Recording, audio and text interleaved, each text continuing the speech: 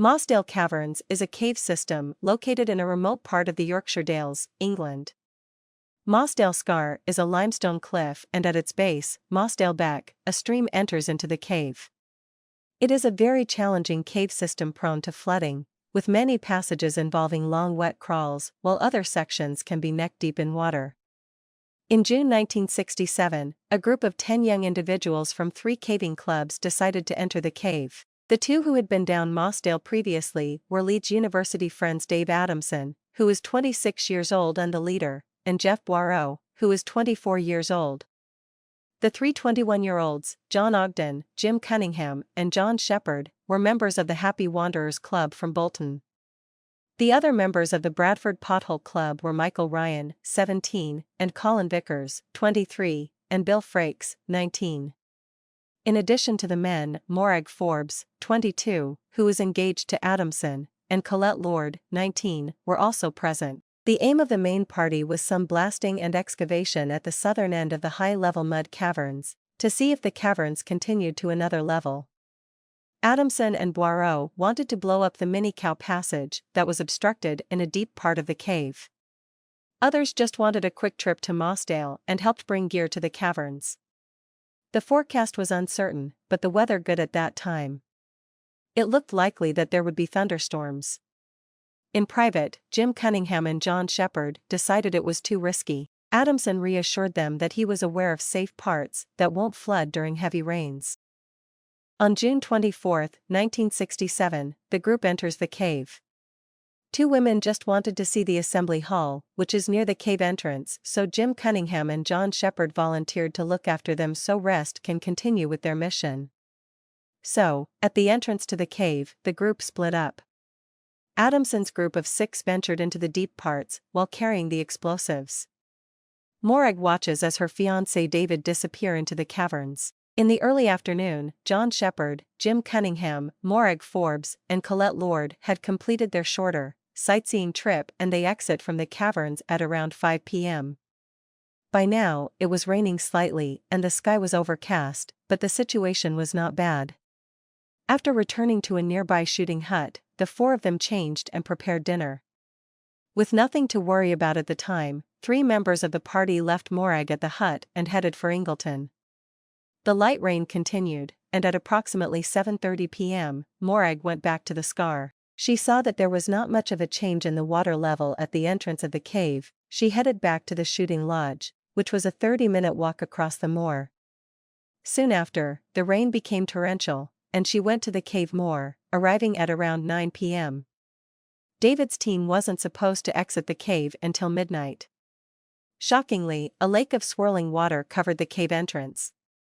Morag Forbes realized that the situation was by now grave. She ran towards Gilhouse Farm, which was over a mile away, but no one was there. She then went on to Tarberry, a further 1.5 miles away, where she contacted a Mr. Riley, who drove her down to call the police. First rescue team arrived at 1:15.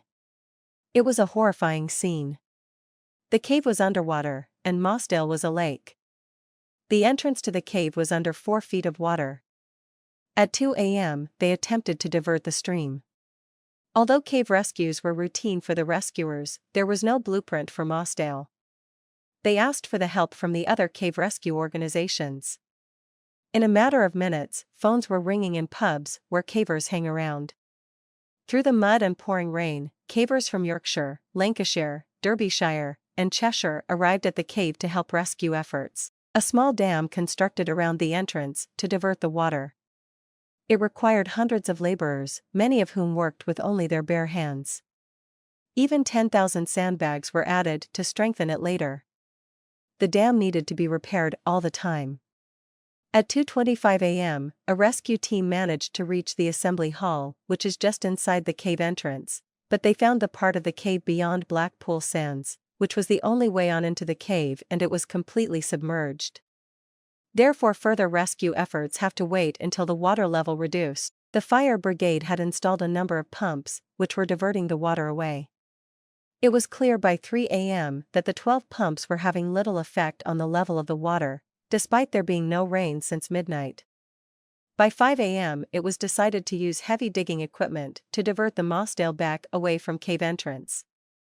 A convoy of tractors, JCBs, and fire engines soon began to dig up the moor. This required a trench 130 yards long by 6 to 8 feet deep, together with a substantial dam, to divert the beck.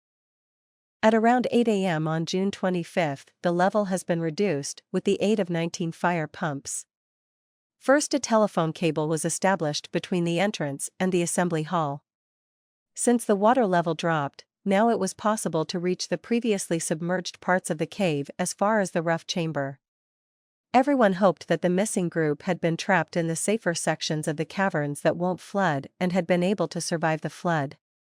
But still, no sign of the group was coming back, and there was still water flowing down rough passage to the knee wrecker. It was decided to wait until the dam fully completed so no water would enter the cave. Moreover, the missing men were well equipped and more than capable of waiting out the flood. Finally, a team of 6 was sent in to search the Marathon Passage, and this team was supported by a further 6. The telephone was functioning erratically, and more rain was forecasted. But Far Marathon was abnormally dry now. The silence was eerie because there was no running water. The 900-foot crawl, which was 2 feet wide and 10 inches high. The group of rescuers pushed past, desperate to save their friends. At 5:40 p.m. on Sunday 25, they would soon find the first 2 bodies that were blocking the passage in the far part of Far Marathon West Passage. But they needed to find the rest of the group. Crawling over the bodies was a nightmare, it was terrifying. And they soon find 3 more bodies right beyond. Still, there was no indication of the 6th. The shock felt by the rescuers was exacerbated when it was reported there had been 6 men in the team, one whom was still missing. It was decided that, in view of the extremely rare chance of the 6th man having survived, further efforts to locate him and to identify the bodies would be postponed until Monday because of the rains. Also, the rescue team had to get out because the dam was on the verge of collapsing. Monday 26th proved to be a bad day. Heavy rain overnight had weakened the dam, the weather forecast was bad, and underground telephone communications had broken down. Eventually, when rescues entered the cave to look for the 6th person, renewed rain caused a dangerous rise in water level behind the dam and the rescue team were withdrawn from the cave by 5 p.m. On Tuesday 27th, the dam was strengthened by 3 excavators. Now the mission turned into recovery and to determine the fate of the 6th man, to establish the identity of the bodies that had been found, to do what could be done to either bring them out. Multiple search teams were sent in to make a detailed search of the extremities of the cave in an attempt to locate the body of the 6th man who, it was thought, may have been swept further into the cave by the water. After identifying the bodies, the searchers knew that the missing man was John Ogden. After searching the far parts of the cave, there was no indication of the 6th person. It did not seem likely that they would have missed anything because that team were known to have a most detailed knowledge of the remote parts of the cave. Therefore, it had to be concluded that Ogden's body was either in the Marathon Passage or possibly in some nearer part of the system. A third search party led by Brian Boardman entered the cave at 10 p.m. with instructions to search a number of minor side passages opening off the near and far Marathon passages. At 3 a.m. Wednesday morning, Boardman noticed a gold ring beyond the bodies. Then noticed a boot sticking out of a crack. Even though it appeared impossible to climb the narrow cleft, Ogden managed to fight to the very last breath. Boardman reported that, whilst making an examination of the area in which 3 of the bodies had been found, he had located the body of John Ogden, jammed vertically in an extremely tight rift only some 15 feet from the other 3, but so covered with silt that only the boots, socks, laces, and a part of a white helmet were visible. Rain continued to fall steadily, the dam remained unstable. It took 5 hours to crawl to the corpses, and it would be impossible to retrieve the bodies. Stephen Brown, the coroner, spoke with the parents, law enforcement, and rescue coordinators.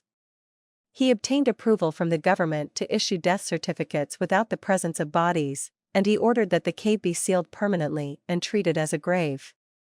Parents and rescuers had to make a difficult choice.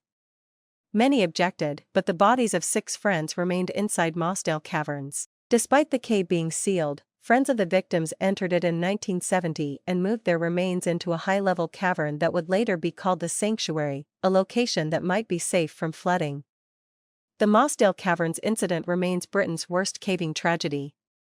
Despite the ban by government, the cavern is still explored today by people who take its risks and uncertainties.